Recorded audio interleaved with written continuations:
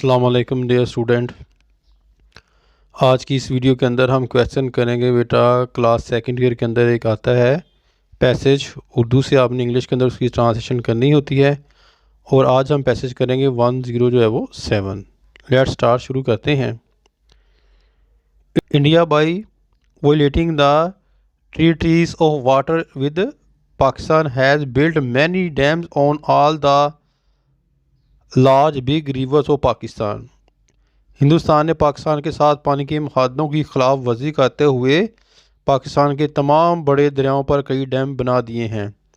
Since the origins of these rivers are in India and occupied Kashmir, it has been easy for India to do so। चूँकि इन दरियाओं के माखज़ हिंदुस्तान और मौजूदा कश्मीर में हैं, इसलिए हिंदुस्तान के लिए ऐसा करना आसान रहा।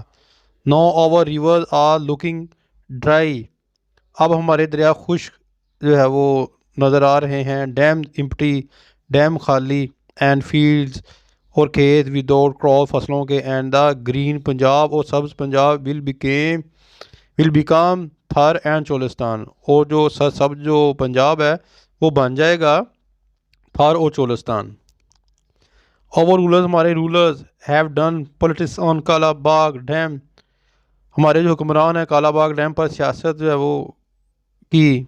We should not avoid even waging atomic war against India on the issue of water, पानी के मसले पर हमें हिंदुस्तान के साथ एटमी जंग ही क्यों ना करना पड़े, हमें इससे ग्रेज नहीं करना चाहिए।